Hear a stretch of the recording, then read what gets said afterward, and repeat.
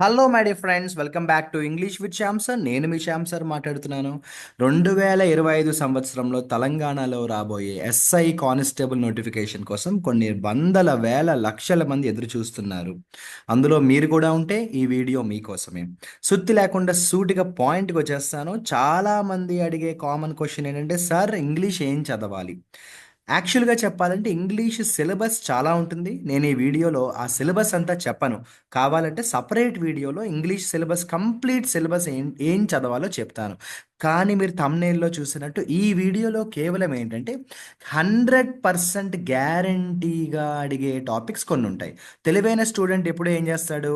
100% గ్యారంటీగా అడిగే టాపిక్స్‌ని ముందు చదివేసుకుంటాడు. సో, ఎస్ఐ కానిస్టేబుల్ ఎగ్జామ్‌కి ఇంగ్లీష్ ఏం చదవాలి అంటే చాలా చదవాలి. కానీ ఈ 7 టాపిక్స్ చదివితే మాత్రం కానిస్టేబుల్ ఎస్ఐ ఉద్యోగం అయితే 100% గ్యారంటీ. దానికి నేను మీకు ప్రామిస్ చేయగలను. అందువల్ల ఏంటంటే ఈ వీడియోలో నేను చెప్పబోయే 7 టాపిక్స్ గురించి మీరు ముందు బాగా ఆలోచించండి. మిగిలిన టాపిక్స్ చదవద్దు అని కాదు నా ఉద్దేశం. మిగిలిన టాపిక్స్ 100% చదవాలి. కానీ ఈ 7 టాపిక్స్ మాత్రం 200% చదవండి. అంటే ఎక్కడా కూడా మిస్ అవ్వకూడదు. మరీ ముఖ్యంగా చదవడం అంటే టాపిక్‌ని పర్ఫెక్ట్‌గా చదవాలి. కొంతమంది ఏం చేస్తారు? టాపిక్ చదువుతారు కానీ పర్ఫెక్ట్‌గా రాదు. అప్పుడు వాట్ ఈస్ ద యూజ్? మనం ఎగ్జామ్ దాకా వెళ్ళి క్వెషన్ అడిగినప్పుడు ఆన్సర్ చెప్పాలంటే టాపిక్ మీద మనకి పర్ఫెక్ట్ నాలెడ్జ్ అయితే ఉండాలి గదా! రైట్. ఆ 7 టాపిక్స్ ఏంటో గబగబా చూసేద్దాము. Topic number 1 tenses. అసలు మీ అందరికీ తెలుసు, టెన్సెస్ లేకుండా క్వెషన్ పేపర్ అయితే ఉండదు.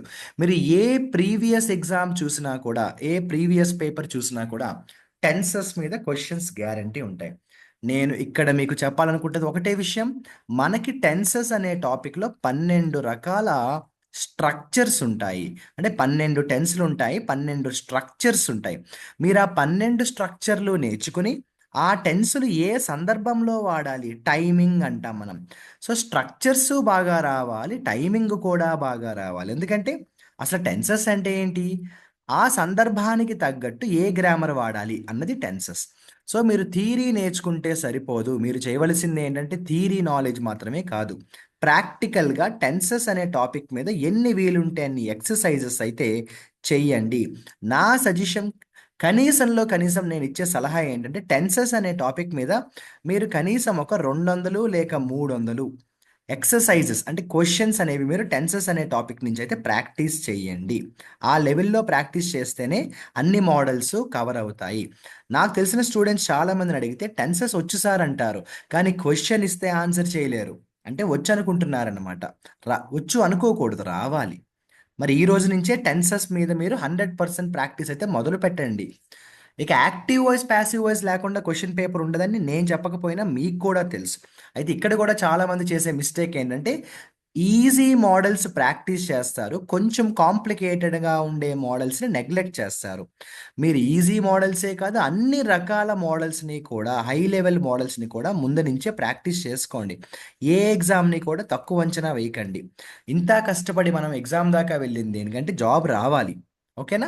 So, active voice, passive voice గ్యారంటీగా ఉంటుంది.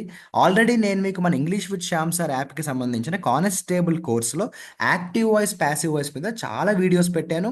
ఇంకా కొత్త వీడియోస్ కూడా అప్‌లోడ్ చేస్తున్నాను. Active voice, passive voice short cuts ఉంటాయి. అవన్నీ కూడా నేను చెప్పాను. కావాలంటే అవి చూడండి.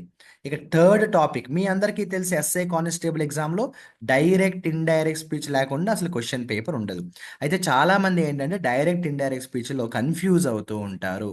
డైరెక్ట్, ఇండైరెక్ట్ స్పీచ్‌కి సంబంధించి రూల్స్ ఉంటాయేమో. 100% మీరు ఆ రూల్స్ బాగా ప్రాక్టీస్ చేయండి.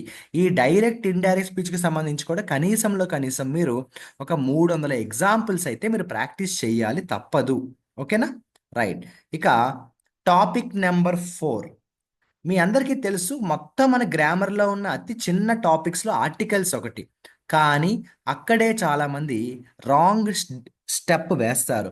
ఆర్టికల్స్ అనేది ఈజీ అని అనుకోకండి. మిగిలిన టాపిక్స్ లాగా ఆర్టికల్స్ కూడా ప్రాక్టీస్ చెయ్యాలి. ఇంకా చెప్పాలంటే మిగిలిన టాపిక్స్ కంటే ఆర్టికల్స్ అనేది కొంచెం ట్రిక్కీగా ఉంటుంది. డిఫికల్ట్ అని చెప్పను, కానీ ట్రిక్కీగా ఉంటుంది. కరెక్ట్‌గా మీరు కానీ ఆర్టికల్స్ మీద ప్రాక్టీస్ చేయకపోతే రేపు ఎగ్జామ్‌కి వెళ్ళిన తర్వాత అసలు అక్కడ ఏ ఆర్టికల్ వస్తుంది? అక్కడ ఏ వస్తుందా? యాన్ వస్తుందా? దా వస్తుందా? అసలు ఏ ఆర్టికల్ రాదా? అన్న విషయం మీరు డిసైడ్ చేయడానికి ఇబ్బంది పడిపోతారు. అనవసరంగా రాంగ్ ఆన్సర్ పెడితే నెగిటివ్ మార్క్ వచ్చి కూర్చుంటుంది. ఆర్టికల్స్ మీద మీరు ప్రాక్టీస్ అయితే చెయ్యండి. ఆల్రెడీ మీకు ఆర్టికల్స్ వచ్చు అని మీకు అనిపిస్తే చెక్ చేసుకోండి ఒక ఎగ్జామ్ రాసి ఆర్టికల్స్ మీద.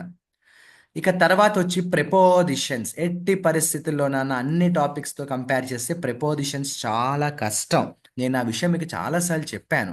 అయితే ఫ్రాంక్గా చెప్తున్నాను, ఎస్ఐ కానిస్టేబుల్ లాంటి ఎగ్జామ్స్లో ప్రిపోజిషన్స్ 100% ఈజీ లెవెలే ఇస్తారు. కోర్స్ నేను జనరల్గా ప్రిపోజిషన్స్ క్లాసెస్లో సుమారుగా 500కు పైగా రూల్స్ చెప్పడం నాకు అలవాటు. జనరల్గా 500+ రూల్స్ చెప్తూ ఉంటాను, అన్ని అవసరం లేవు అని తెలిసినా కూడా. ఎందుకంటే మనం ఎప్పుడూ కూడా ఎక్కువ నేర్చుకోవాలి తప్ప తక్కువ నేర్చుకోకూడదు. కానీ ఎస్ఐ కానిస్టేబుల్ ఎగ్జామ్లో అయితే నేను చెప్పగలను, మీకు ప్రిపోజిషన్స్ అయితే ఈజీ లెవెలే ఉంటాయి. ప్రిపోజిషన్స్ ప్రాక్టీస్ చేయకుండా ఎగ్జామ్కి వెళ్ళకండి, ఎందుకంటే ప్రిపోజిషన్స్కి తెలుగులో ఉండవు. ప్రిపోజిషన్స్కి తెలుగులో మీనింగ్ ఉండదన్నమాట. కాబట్టి సెంటెన్స్ బట్టి ఆ ప్రిపోజిషన్స్ మారిపోతూ ఉంటాయి. చాలా జాగ్రత్తగా అయితే ప్రాక్టీస్ చేయండి.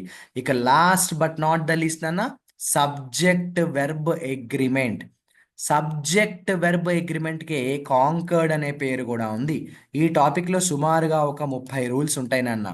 ఈ 30 రూల్స్ని కూడా బెస్ట్గా ప్రాక్టీస్ చేయండి. ఈ సబ్జెక్ట్ వెర్బ్ అగ్రిమెంట్ అనేది మనకి ఎక్కడ ఇస్తారో చెప్పనా? స్పాటింగ్ ది ఎర్రర్స్లో ఎక్కువ ఇస్తున్నాడు. సబ్జెక్ట్ వెర్బ్ అగ్రిమెంట్ అనేది మనకి స్పాటింగ్ ది ఎర్రర్లో ఎక్కువ వస్తుంది. కాబట్టి ఎక్కడా కూడా మీరు కాంకర్డ్ అనే టాపిక్ 30 రూల్స్ మిస్ అవ్వకుండా పర్ఫెక్ట్గా నేర్చుకోండి. వీటితో పాటుగా ఇప్పటిదాకా నేను చెప్పిన ఈ టాపిక్స్తో పాటుగా మీరు కొంచెం వొకాబులరీని కూడా ముందు నుంచే ప్రాక్టీస్ చేయండి అమ్మా. అదే నేను చెప్పాలనుకున్న లాస్ట్ విషయం. మీరు వొకాబులరీని సీరియస్గా తీసుకోకపోతే ఏమవుతుందంటే, అనవసరంగా చూస్తుండగానే మనం పడ్డ కష్టం అంతా బూడిదలో పోసిన పన్నీర్ అయిపోతుంది. బూడిదలో పోసిన పన్నీర్ అయిపోతుంది. సో ఇడియమ్స్ అనేవి ఎన్ని వీలుంటే అని నేర్చుకోండి. రోజుకి కనీసం ఈ రోజు నుంచి మీరు మొదలుపెట్టి రోజుకి కనీసం 20 ఇడియమ్స్ నేర్చుకున్న ఒక నెల అయ్యేటప్పటికి 600 ఇడియమ్స్ అవుతాయి. మినిమంలో మినిమం అనమాట. రోజుకి 20 ఇడియమ్స్ చదవండి. అలాగే వన్ వర్డ్ సబ్స్టిట్యూట్స్, అలాగే సినోనిమ్, యాంటోనిమ్స్. అదేంటంటే ఒక్క రోజులో వచ్చేది కాదు. అలాగే వన్ వర్డ్ సబ్స్టిట్యూట్స్, వీటికి ఒక టార్గెట్ పెట్టుకోండి. ఒక వొకాబులరీ నోట్బుక్ పెట్టుకోండి. వొకాబులరీ ఒక్క రోజులో, ఒక్క వారంలో, ఒక్క నెలలో చదవలేము. ముందు నుంచే ప్రాక్టీస్ అయితే చేసుకోవాలి. ఒకవేళ ఇప్పుడు నేను మీకు చెప్పిన విషయాలకు సంబంధించి మీకు ఏ డౌట్స్ ఉన్నా కూడా కాంటాక్ట్ నెంబర్లో నా నెంబర్ ఇస్తాను, మన డిస్క్రిప్షన్లో కాంటాక్ట్ నెంబర్ ఇస్తాను, కాంటాక్ట్ చేయండి. ఇప్పుడు నేను ఏవైతే ఈ వీడియోలో మీకు టాపిక్స్ చెప్పానో ఇవి మీరు ముందు చదవండి. అంటే తెలివైన వాడు ఎప్పుడు ఇంపార్టెంట్ పనులు ముందు చేస్తాడు. సో ఈ టాపిక్స్ ముందు చదివేసుకుని ఇంకా ఈ టాపిక్స్ పర్ఫెక్ట్ అన్నట్టుగా ఒక కాన్ఫిడెన్స్ లెవెల్కి రావాలి. ఆ తర్వాత మిగిలిన టాపిక్స్ అన్ని చదువుకోండి, పర్వాలేదు. ఓకేనా? ఇవన్నీ కూడా జాగ్రత్తగా నోట్స్ రాసుకుని ఏ డౌట్ ఉన్నా కూడా ఎనీ టైం మీరు ఆ నెంబర్కి కాంటాక్ట్ చేసి you can ask your doubts.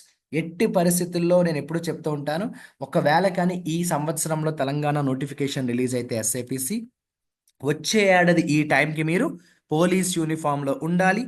మీ ఒంటి మీద పోలీస్ యూనిఫామ్ ఉండాలి. నీ భుజాల మీద నక్షత్రాలు పడాలి. నువ్వు వెళ్ళే వెహికల్కి సైరన్ మోగాలి. అదేదో సినిమాలో 'విక్రమార్కుడు' సినిమాలో రవితేజ చెప్పినట్టు నీ చెయ్యి నీ మీసం మీద ఉండాలి. నీ మూతి మీద చిరునవ్వు ఉండాలి. నీ తల్లిదండ్రుల కళ్ళల్లో ఆనందం ఉండాలి. అది జరగాలి. జరుగుతుందని నేను నమ్ముతున్నాను. నువ్వు కూడా నమ్మాలి. ఈ ప్రాసెస్లో ఇంగ్లీష్ విషయంలో ఎక్కడ కాంప్రమైజ్ కాకండి. నా వంతు నేను మీకు బెస్ట్ గైడెన్స్ ఇవ్వడానికి ప్రయత్నం చేస్తాను. All the best.